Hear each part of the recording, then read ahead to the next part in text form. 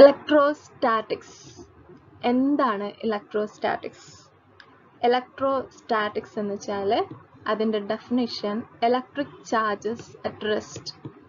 നമുക്കറിയാം electric charges എന്ന് പറയുന്നത് പോസിറ്റീവ് ചാർജസ് ഉണ്ട്, നെഗറ്റീവ് ചാർജസ് ഉണ്ട്. നെഗറ്റീവ് ചാർജസ് ആണ് ഇലക്ട്രോൺസ്, പോസിറ്റീവ് ചാർജസ് പ്രോട്ടോൺ. അപ്പോൾ ഈ ചാർജസ് ഒക്കെ റെസ്റ്റ് ഉള്ള കണ്ടീഷനാണ് നമ്മൾ ഇലക്ട്രോസ്റ്റാറ്റിക്സ് എന്ന് പറയുന്നത്. Electrostatics means electric charges at rest. റെസ്റ്റിലുള്ള ചാർജസിൻ്റെ എഫക്റ്റ് മീൻസ് സ്റ്റാറ്റിക് ഇലക്ട്രിസിറ്റി. അതിനെക്കുറിച്ച് നമുക്ക് കൂടുതലായി പഠിക്കാം. ഇപ്പം ഈ ഇലക്ട്രിക് ചാർജസ് കൊണ്ട് ഫോഴ്സസ് ഉണ്ടാവുന്നുണ്ട്. ഏതൊക്കെ ഫോഴ്സസ് ഉണ്ടാവുന്നുണ്ട്? ഏതൊക്കെ ഇലക്ട്രിക് ഫോഴ്സസ് ആണ് ഉണ്ടാവുന്നത്? arises from the particles in an atom. അപ്പം ഇലക്ട്രോസ്റ്റാറ്റിക്സ് ഉണ്ടാവുന്നത് ചാർജസ് അറ്റ് റെസ്റ്റ് ആണ്. അപ്പോൾ ചാർജസ് അറ്റ് റെസ്റ്റ് എന്ന് പറയുമ്പം ചാർജസ് എവിടെയാണ് കാണുന്നത്? ആറ്റമിലാണ് കാണുന്നത്. അതുകൊണ്ട് തന്നെ ഈ ചാർജസ് കാണുന്നത്, ഈ ഒരു ഫോഴ്സ് ഉണ്ടാവുന്നതും arises from the particles in an atom. Atom എന്നാണ് ഈ ഒരു ഫോഴ്സസ് ഉണ്ടാവുന്നത്. alone ഇലക്ട്രിക് ചാർജസ് ഒറ്റക്കാണെങ്കിൽ എങ്ങനെയാണ്? Billions and billions of times as strong as the force of gravity.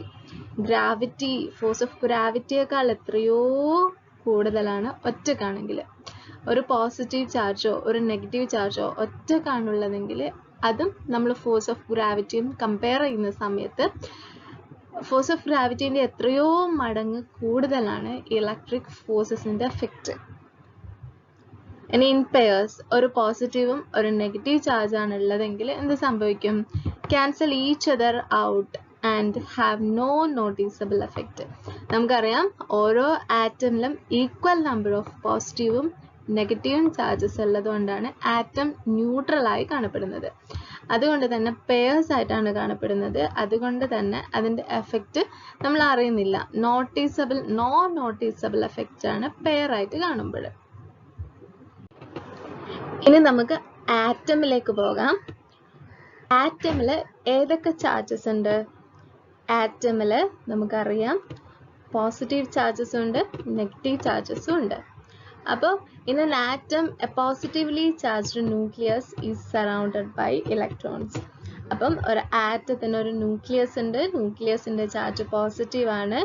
That is surrounded by electrons. ഈ ന്യൂക്ലിയസിന്, ഈ ബ്ലൂ കളറിലുള്ള ന്യൂക്ലിയസിനെ സറൗണ്ട് ചെയ്തിട്ട് ഇലക്ട്രോൺസ് ഉണ്ട്.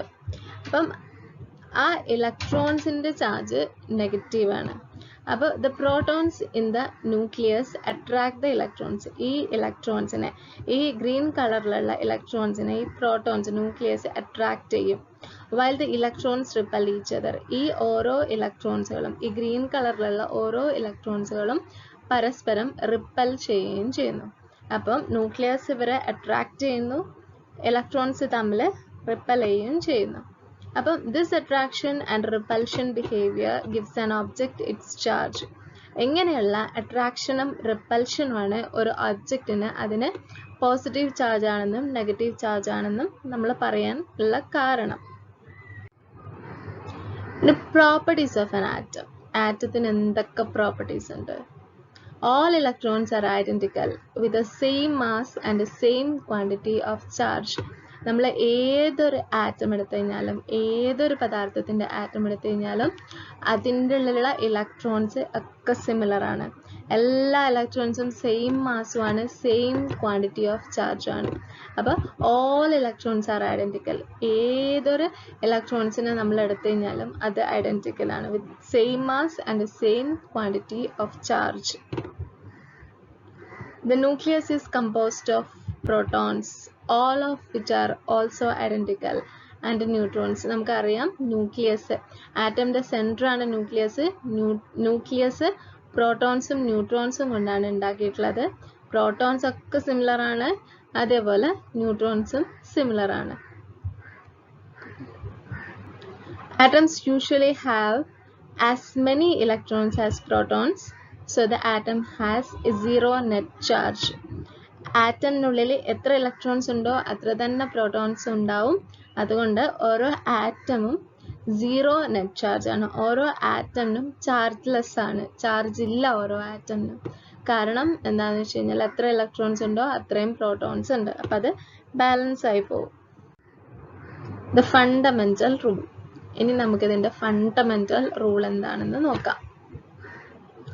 Like charges repel, opposite charges attract. ഒരേപോലുള്ള ചാർജസ് ആണെങ്കിൽ, ഇപ്പം നമ്മളിവിടെ പോസിറ്റീവ് അടുത്തുണ്ടെന്ന് കഴിഞ്ഞാൽ റിപ്പൽ ചെയ്യും. പക്ഷേങ്കിൽ പോസിറ്റീവ് നെഗറ്റീവ് ആണെങ്കിൽ അത് അട്രാക്ട് ചെയ്യും. അപ്പം ഫണ്ടമെന്റൽ റൂൾ എന്ന് പറയുന്നത് like charges repel, opposite charges attract. ഇനി നമ്മൾ അയോൺസിനെ കുറിച്ചാണ് പറയുന്നത്. എന്താണ് അയോൺസ് എന്ന് നോക്കാം. If the total positive charge balances the total negative charge, the atom is neutral. സാധാരണ നമ്മൾ ഒരു ആറ്റം എടുത്തു കഴിഞ്ഞാൽ അതിൽ എത്ര പോസിറ്റീവ് ചാർജ് ഉണ്ടോ അത്രയും തന്നെ നെഗറ്റീവ് ചാർജ് ഉണ്ടാവും. അതുകൊണ്ട് തന്നെ ആറ്റം സാധാരണ കേസിൽ ന്യൂട്രൽ ആണ്. If a particle is removed from the atom, it becomes an ion. ഇനി ഏതെങ്കിലും ഒരു പാർട്ടിക്കിൾ റിമൂവ് ചെയ്ത് കഴിഞ്ഞാൽ, അങ്ങനെയാണെങ്കിൽ അതെന്ത് സംഭവിക്കും? അതിലൊരു പോസിറ്റീവ് ചാർജോ നെഗറ്റീവ് ചാർജിനോ മാറ്റം വന്നു കഴിഞ്ഞാൽ, ഈക്വൽ അല്ലാതെ നെഗറ്റീവ് ചാർജിലോ പോസിറ്റീവ് ചാർജിലോ മാറ്റം വന്നു കഴിഞ്ഞാൽ അതിനെന്തുണ്ടാവും? ഒരു ചാർജ് ക്രിയേറ്റ് ആവും. അത് അയൺ ആയി മാറും. നമുക്ക് കൂടുതലായി നോക്കാം. പോസിറ്റീവ് അയൺ ആവുന്നത് എപ്പോഴാണ്? Has lost 1 or more electrons and has A net positive charge. ഒരു ആറ്റമിന് ഒന്നോ അതിലധികമോ ഇലക്ട്രോൺസിനെ നഷ്ടപ്പെട്ടു കഴിഞ്ഞാൽ അതിനെന്തുണ്ടാവും? ഒരു നെറ്റ് പോസിറ്റീവ് ചാർജ് ഉണ്ടാവും. അപ്പം അതൊരു പോസിറ്റീവ് അയൺ ആയി മാറും. നെഗറ്റീവ് അയൺ എപ്പോഴാണ് ആവുന്നത്? Has gained 1 or more electrons and has A net negative charge. ഒന്നോ അതിലധികം ഇലക്ട്രോൺസ് ലഭിക്കുകയാണെങ്കിൽ അതിനൊരു നെറ്റ് നെഗറ്റീവ് ചാർജ് ഉണ്ടാവും. അപ്പം അത് നെഗറ്റീവ് അയൺ ആവും. ഇനി എങ്ങനെയാണ് അയൺ ആവുന്നത്? നമുക്ക് എങ്ങനെയാണ് ഇലക്ട്രോൺസിനെ ഒരു ആറ്റമിന് റിമൂവ് ചെയ്യാൻ സാധിക്കുന്നത്? അപ്പോൾ ഇലക്ട്രോൺസിനെ ആറ്റമിന് റിമൂവ് ചെയ്യണമെന്നുണ്ടെങ്കിൽ നമുക്കറിയാം ഇലക്ട്രോൺസിൻ്റെ ചാർജ് നെഗറ്റീവാണ്, പ്രോട്ടോൺസിൻ്റെ ചാർജ് പോസിറ്റീവാണ്. അപ്പോൾ അടുത്തുള്ള ഇലക്ട്രോൺസ്, ഈ ന്യൂക്ലിയസിന് തൊട്ടടുത്തുള്ള ഇലക്ട്രോൺസ് ഇവരുമായിട്ട് വളരെ ക്ലോസ് ആയിരിക്കും. കാരണം ഇത് പോസിറ്റീവ് ചാർജ്, ഇത് നെഗറ്റീവ് ചാർജ്, ഇതിൻ്റെ അട്രാക്ഷൻ വളരെ കൂടുതലായിരിക്കും. അപ്പോൾ the inner electrons are bound to very tightly to the atom. The outermost electrons of many atoms are bound loosely and can be easily dislodged. ഇപ്പോൾ ഇതൊരു സിങ്ക് ആറ്റം ആണ്. ഇപ്പോൾ zinc atom എന്ന് പറയുമ്പം ഔട്ടർമോസ്റ്റ് ഓർബിറ്റ് എവിടെയാണ് വരുന്നത്? അപ്പോൾ ഈ ഒരു ന്യൂക്ലിയസിൻ്റെ എഫക്റ്റ് ഇവിടെ എത്തുന്ന സമയത്ത് ആ ഒരു ഫോഴ്സ് കുറയുകയും ഈ ഇലക്ട്രോൺസിനെ പെട്ടെന്ന് പുറത്തേക്ക് ചാടാനുള്ള ഒരു ടെൻഡൻസി ഉണ്ടാവുകയും ചെയ്യുന്നുണ്ട്. അപ്പോൾ the outermost electrons of many atoms are bound loosely and can be easily dislodged. Conductors and insulators. ഇനി എന്താണ് കണ്ടക്ടേഴ്സ്, എന്താണ് ഇൻസുലേറ്റേഴ്സ്? ഇപ്പോൾ കണ്ടക്ടേഴ്സ് എന്ന് പറഞ്ഞാൽ materials which allow electric charges to flow freely. Electric ചാർജസിന് ഫ്രീ ആയിട്ട് ഫ്ലോ ചെയ്യാൻ വേണ്ടി സഹായിക്കുന്ന ആളാണ് കണ്ടക്ടേഴ്സ്. ഇലക്ട്രിക് ചാർജസിന് അതിലൂടെ സുഖമായി മുന്നോട്ടേക്ക് പോവാം. അപ്പോൾ ഇവിടെ നോക്കി, ഇതൊരു കണ്ടക്ടറാണ്, ഇതിൻ്റെ ഇലക്ട്രിക് ചാർജസ് ഇങ്ങനെ പോയിക്കൊണ്ടിരിക്കുന്നുണ്ട്. അപ്പോൾ ഇനി metals are good conductors because their outer electrons are not bound tightly. Metals ഒക്കെ നമുക്കറിയാം ഗുഡ് കണ്ടക്ടേഴ്സ് ആണ്. എന്താണെന്ന് വെച്ച് കഴിഞ്ഞാൽ അവിടെ ഔട്ടർ ഇലക്ട്രോൺസ് ഒന്നും ടൈറ്റ് ആയിട്ട് ബൗണ്ട് ചെയ്തിട്ടില്ല. അതുകൊണ്ടാണ് അവർ കണ്ടക്ടേഴ്സ് ആയത്. ഇൻസുലേറ്റേഴ്സ് എന്ന് പറയുന്നത് materials which do not allow electric charges to flow freely. Materials which do not allow electric charges to flow freely are the insulators. An example ആണ് glass, rubber. ഈ conductors and ഇൻസുലേറ്റേഴ്സിൽ semi കണ്ടക്ടേഴ്സും കൂടെ വരുന്നുണ്ട്. കണ്ടക്ടേഴ്സിൻ്റെയും ഇൻസുലേറ്റേഴ്സിൻ്റെയും ഇടയിൽ materials that can made to behave as neither a conductor or an insulator of electricity.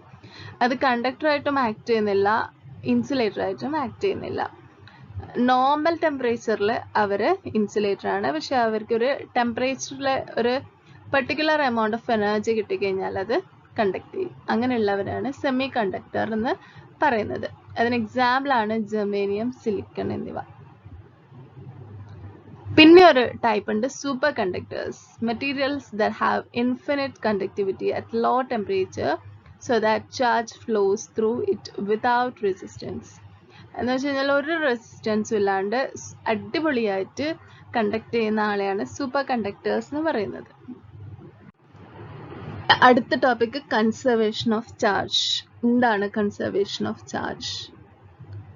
Electrons are never created nor destroyed, but are simply transferred from one material to another.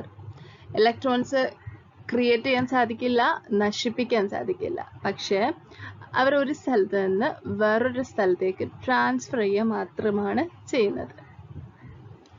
No case of the creation or destruction of net electric charge has ever been found. ഇതുവരെ ഒരു electric ചാർജിന്റെ ക്രിയേഷനോ ഡിസ്ട്രക്ഷനോ നമ്മൾ ഇതുവരെ കണ്ടിട്ടില്ല. Electrons are always transferred in whole.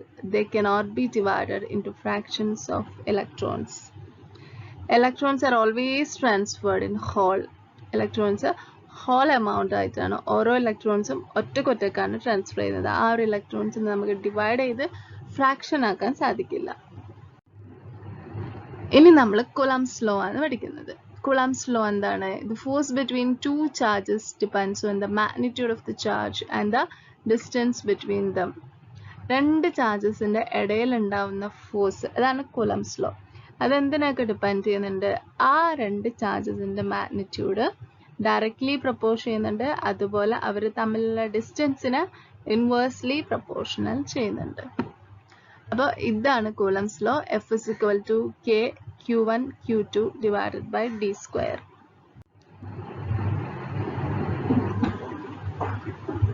Unit of charge. അപ്പോൾ ഓരോ ചാർജിന്റെ unit എന്ന് പറയുന്നത് Coulomb ആണ്. K is the proportionality constant called the Coulomb's constant. K is equal to 9.9 into 10 raised to 9 Newton meter square divided by Coulomb square.